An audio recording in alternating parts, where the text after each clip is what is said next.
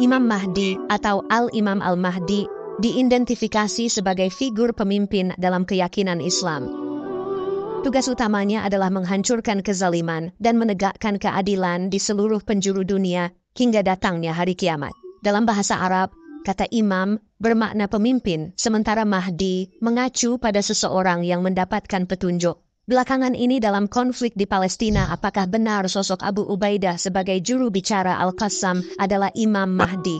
Dan mungkin hampir di penjuru dunia ini sudah banyak orang yang mengenalnya. Bahkan banyak yang kaitkan sosok Abu Ubaidah adalah Al-Mahdi. Apakah sosok Abu Ubaidah adalah termasuk orang yang telah disebutkan oleh Rasulullah Shallallahu Alaihi Wasallam sebagai Imam Mahdi? Dan insya Allah mari kita cari jawabannya di akhir video. Apakah Abu Ubaidah adalah termasuk orang yang dimaksud oleh Rasulullah Shallallahu Alaihi Wasallam? Yuk tonton video ini sampai selesai agar tidak gagal faham. Dalam suatu riwayat hadits lain yang diceritakan oleh Abu Sa'id Al-Khudri, Rasulullah Shallallahu Alaihi Wasallam bersabda, bumi ini akan benar-benar terisi oleh tindakan sewenang-wenang dan kezaliman.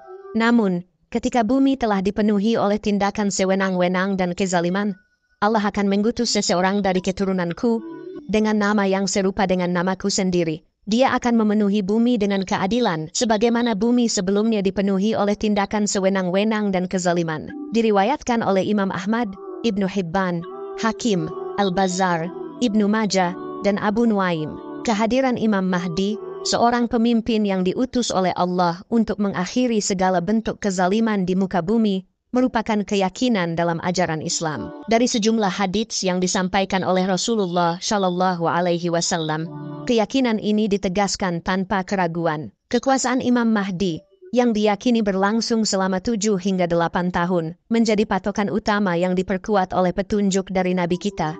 Menariknya, buku berjudul Tanda Kiamat Besar oleh Mahir Ahmad Ash-Shufi membahas secara mendalam mengenai tanda-tanda kelahiran Imam Mahdi.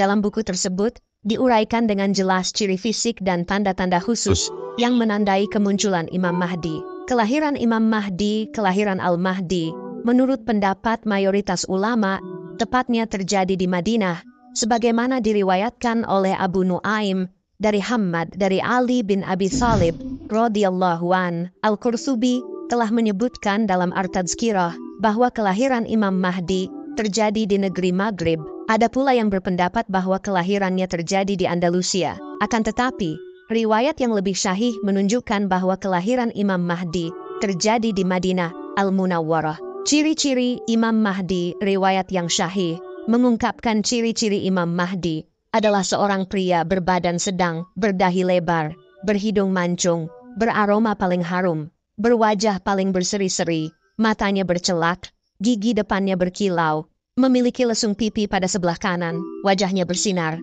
dan berjenggot lebat. Kemudian pada pundaknya terdapat suatu tanda seperti yang dimiliki oleh Nabi Muhammad Shallallahu Alaihi Wasallam. Kedua kakinya jenjang, warna kulitnya seperti layaknya warna kulit orang Arab. Jika dia mengalami kesulitan dalam berbicara, dia menepuk paha kirinya dengan tangan kanannya. Usianya sekitar 40 tahun. Dalam suatu riwayat disebutkan bahwa usianya antara 30 sampai 40 tahun. Dalam suatu riwayat disebutkan bahwa usianya antara 30 sampai 40 tahun. Dia sangat khusyuk dalam beribadah kepada Allah, seperti tunduknya burung elang atau nasar dengan kedua sayapnya. Akhlaknya seperti akhlak Nabi Muhammad Shallallahu Alaihi Wasallam dalam kitab Al-Ishab, I'ashirath As-Sah. Konsep Al-Mahdi dalam Islam terutama didasarkan pada riwayat-riwayat atau hadis yang diartikan kepada Nabi Muhammad Shallallahu Alaihi Wasallam. Namun, penting untuk diingat bahwa terdapat perbedaan dalam riwayat-riwayat ini antara kelompok Sunni dan Syiah, sehingga akan ada perbedaan dalam sumber-sumber yang dikutip. Berikut adalah beberapa hadis yang sering dikutip sebagai dalil tentang Al-Mahdi. 1. Hadis dari Sahih Bukhari Sunni. Salah satu hadis yang sering dikutip dalam tradisi Sunni adalah dari Sahih Bukhari, sebuah koleksi hadis yang dianggap sahih oleh mayoritas ulama Sunni. Hadis ini mengenai Al-Mahdi adalah sebagai berikut. Nabi Muhammad Shallallahu Alaihi Wasallam bersabda, Al-Mahdi adalah salah satu dari cucu-cucuku, dari keturunan Fatimah putri Nabi. Dia akan muncul ketika orang-orang akan berselisih. Allah Subhanahu wa Ta'ala akan menyatukan mereka di bawah benderanya, dan dia akan memerintah dengan adil. 2. Hadis dari Kitab Al-Kafi Syiah.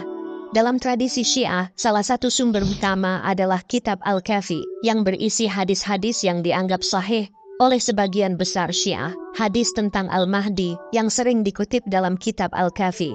Imam Baqir berkata, Al-Mahdi adalah dari keturunan saya. Allah Subhanahu wa Ta'ala akan membiarkan hidupnya selama mungkin. Ketika Allah menghendaki untuk mengisi dunia ini dengan keadilan setelah penuh dengan kezaliman, dia akan memperkenalkannya kepada manusia. Kedua contoh di atas hanyalah sebagian kecil dari hadis-hadis yang ada mengenai Al-Mahdi. Perlu diingat bahwa pendapat dan keyakinan mengenai Al-Mahdi dapat berbeda di antara berbagai kelompok dalam Islam, dan masing-masing kelompok dapat memiliki sumber-sumber hadis yang berbeda yang mereka anut. Dalam kitab Al-Fitan wa Al-Malahim, Ibnu Katsir mengatakan pandangannya tentang waktu kemunculan Imam Mahdi, yang konon akan bersamaan dengan turunnya Nabi Isa. Ibnu Katsir menulis, terlihatlah bahwa kemunculan Al-Mahdi akan terjadi seiring dengan kedatangan Isa alaihi salam. Menurut riwayat yang disampaikan oleh Jabir radhiyallahu an, Rasulullah shallallahu alaihi wasallam pernah bersabda, ketika Isa bin Maryam turun, sang pemimpin Al-Mahdi akan mengajaknya untuk menjadi imam dalam sholat. Namun, Isa menolak dengan tegas, menyatakan bahwa setiap kelompok memiliki pemimpinnya masing-masing. Penolakan ini diartikan sebagai bentuk penghargaan kepada umatnya. Hadis riwayat Muslim. Lalu bagaimana sosok Imam Mahdi? Apakah Abu Ubaidah adalah orang yang dimaksud? Beberapa ulama dan kelompok meyakini bahwa Abu Ubaidah memiliki sifat-sifat yang mencerminkan karakteristik yang dijelaskan dalam hadis-hadis tentang Imam Mahdi. Namun, bisa saja pendapat ini tidak diterima secara banyak dalam seluruh umat Islam. Sebagian besar kelompok meyakini bahwa Imam Mahdi adalah sosok yang akan muncul secara langsung di akhir zaman untuk mengakhiri kezaliman dan membawa keadilan. Dan ini sebagian pendapat manusia yang mengkaitkan Imam Mahdi dengan Abu Ubaidah. Bisa saja ada pada diri seorang Abu Ubaidah, juru bicara Al-Qassam. Wallahu alam. Terima kasih telah menyimak video ini sampai selesai. Jangan lupa subscribe untuk terus mendapatkan informasi dan pembaruan terkini.